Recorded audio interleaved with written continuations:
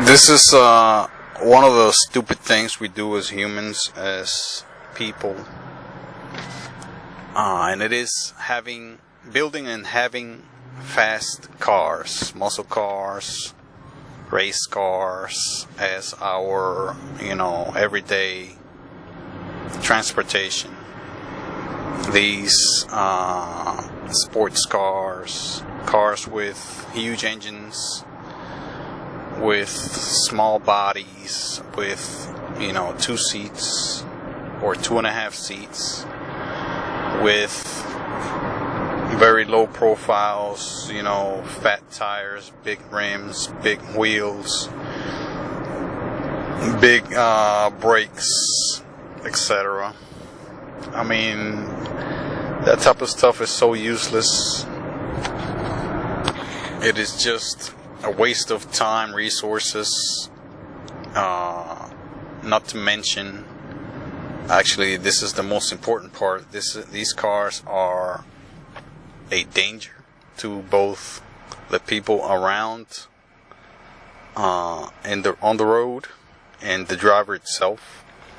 These cars are designed for speed, so safety is only secondary.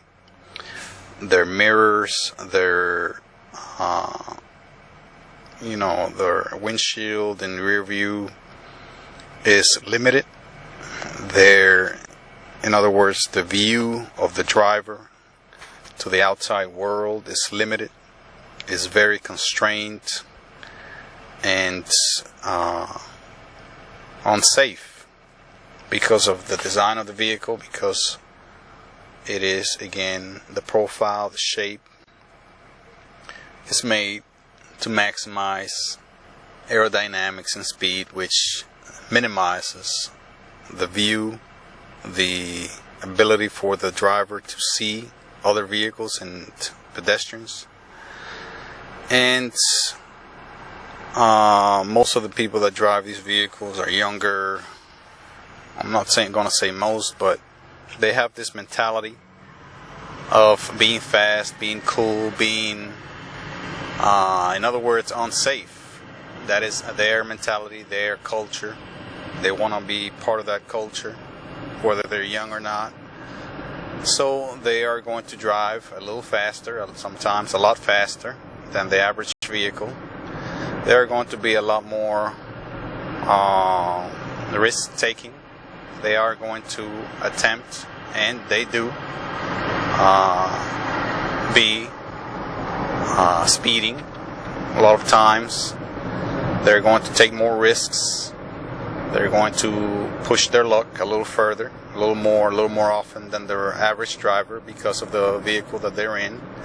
They're spending more money, so they're going to attempt to gain a little more or more of what they're spending and what they perceive to be using what they pay for.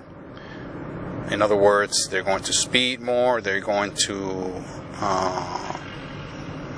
drive the vehicle a lot harder, they're going to accelerate a lot faster, they're going to decelerate in a shorter time and space than the average driver. That is why insurance companies, they know this, they know the statistics. That is why they charge these people on these vehicles a lot more, sometimes double, sometimes triple the amounts of what they would charge people on a more family-friendly vehicle or a safer vehicle. In fact, a safer vehicle, that is what they're looking for mainly. So that is why they pay more, because they are more risky. Their drivers take more risks, and the vehicles themselves are less safe. They may have bigger brakes, however, that does not offset and make up for the risks taken by the driver. The speed being the main factor. The speed at which you drive the vehicle is the main factor in both the amount of accidents that you're involved in, are likely to be involved in, or the amount of damage that you cause other drivers and pedestrians. So that is why I believe sports cars, especially the more extreme versions of sports cars, like the Corvettes, like the supercars, what they call supercars, very low profile, very small windshield, rear view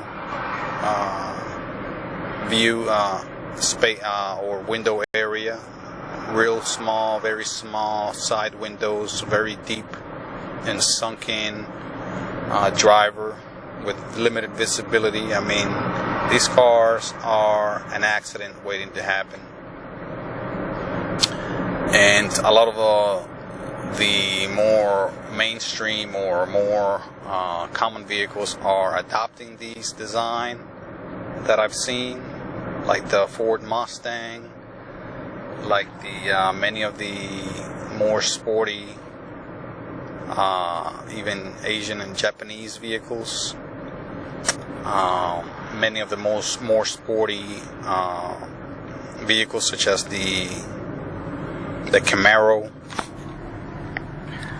These vehicles are dangerous because of that, and they are just a stupid thing, another one that we do.